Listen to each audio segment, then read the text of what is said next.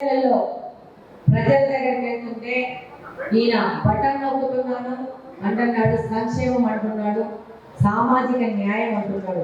దాని అర్థాలు ఏందో ఆయనకేమనుకుంటున్నాడు, కానీ ఆ విధంగా ఏ విధంగా పనిచేసిన పరిస్థితి లేదు. 99.9% నేను సామాజిక న్యాయం చేసినానంటున్నాడు. ఆయన చేసింది 99.9% సామాజిక న్యాయం కాదు, 99.9% రాష్ట్ర ఆస్తులు దోచుకున్న దుర్మార్గులు ఈ వైసీపీ ప్రభుత్వం. ఈరోజు ఎంతో మంది మహిళలు నాకు పెన్షన్లు రావట్లేదు ఎందుకు అంటే ఏమో చెప్తున్నారు. కొంతమంది కరెంటు బిల్లు ఎక్కువ వస్తుంది.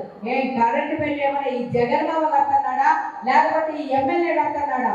వాళ్ళు సంపాదించుకొని వాళ్ళ డబ్బులతో కట్టుకుంటున్నారు. అంటే మీరు మీ 151 మంది ఎమ్మెల్యేలు, మీ ముఖ్యమంత్రి బాత్రూంలో ఏసీ రూమ్ వేసుకొని పడుకోవచ్చు, కానీ ఈ కడప ఎండల్లో పేద బలపూల వర్గాలు ఒక బెడ్రూమ్ లో ఏసీ ఒక కూలర్ వేసుకొని పడుకునే హక్కు లేదా?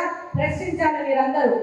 కరెంటు బిల్లు పేరు చెప్పి ఎంతో మంది పింఛన్లు, అలాగనే కరెంటు బిల్లు ఒక 3 సెంట్ల జాగా ఉందంట, 2 సెంట్ల జాగాలో వాళ్ళకి ఇల్లు ఉందంట.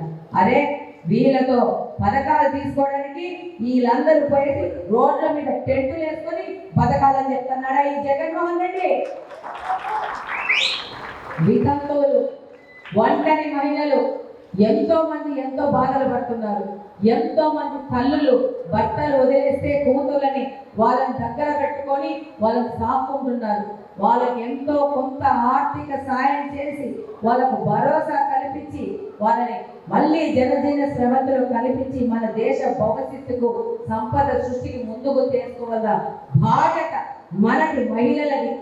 మన చంద్రబాబు నాయుడు గారి ఆధ్వర్యంలో ఈరోజు అలాంటి మహిళలకందరికీ పింఛన్లు రాకున్న మహిళలకందరికీ వాళ్ళ ఇంటి దగ్గరికి వెళ్ళి అక్కడ ఒక మహిళా దర్బారు ఏర్పాటు చేసి ఈ అధికారులను అక్కడికే పిలిపించి ఈ రోజు గమనిస్తుంటే ఎందుకమ్మా నీకు పింఛన్ రావట్లేదంటే 3 నెలల పింఛన్ వాలంటీర్లకు కానీ సచివాలయ ఉద్యోగులకు కానీ కమిషన్ ఇస్తే కానీ నీకు రాసి ఏమంటున్నారని చెప్పేసి వాళ్ళు వాస్తవాలు చెప్తున్నారు.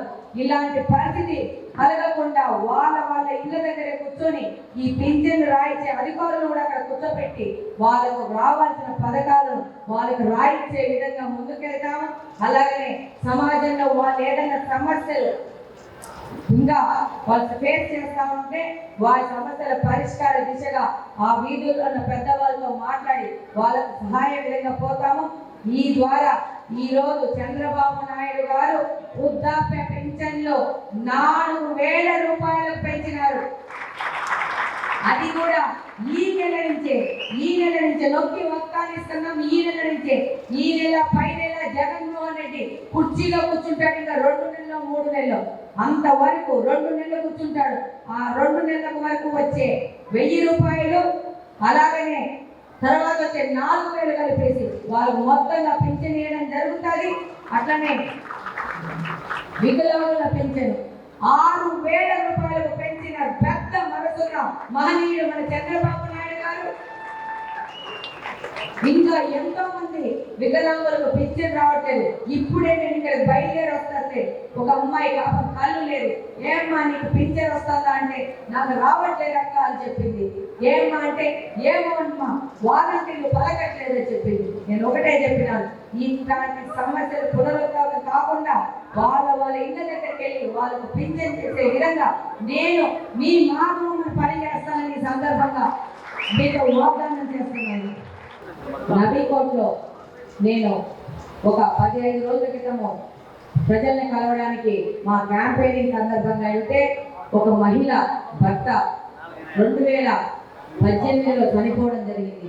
ఆ అమ్మాయి వాళ్ళ ఇంట్లోకి వెళ్తే తెలుగుదేశం వల్ల నేను లాభపడ్డానమ్మా అంది. ఎలా అంటే 2017లో ఆ అబ్బాయి చంద్రన్న బీమా ద్వారా కట్టడం జరిగింది.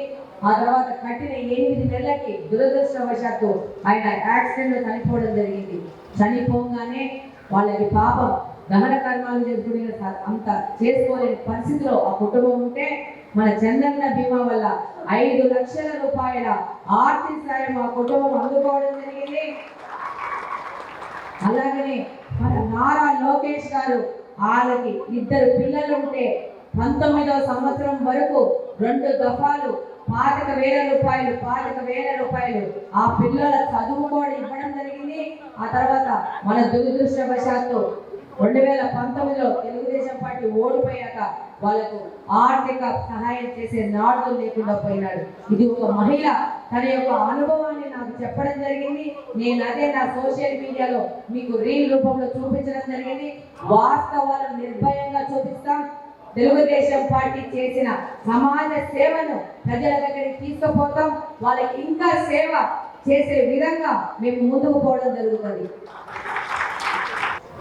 గతంలో చంద్రబాబు నాయుడు గారు ముఖ్యమంత్రిగా ఉన్నప్పుడు చంద్రన్న బీమా అని పేదల కోసం ఒక బీమా పథకాన్ని తీసుకొచ్చారు. 15 రూపాయల ఇన్సూరెన్స్ కంటే ప్రతి కార్మికులు, ప్రతి పేదవాడు, మిగతాది రాష్ట్ర ప్రభుత్వం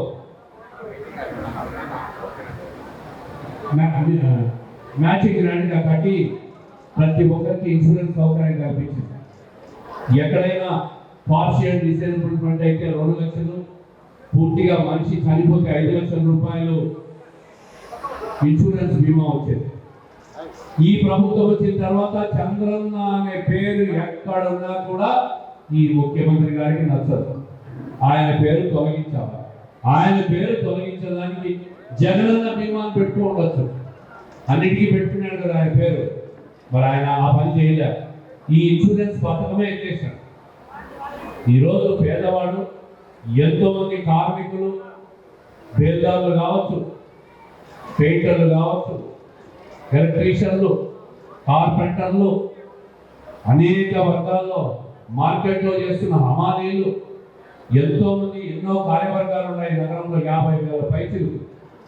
వాళ్ళంతా ఎన్నో రకాలుగా ప్రమాదవశాత్తు చనిపోతే వారి కుటుంబానికి దిక్కుమొక్కు లేకుండా పోతాం. దాదాపు 50,000 మంది.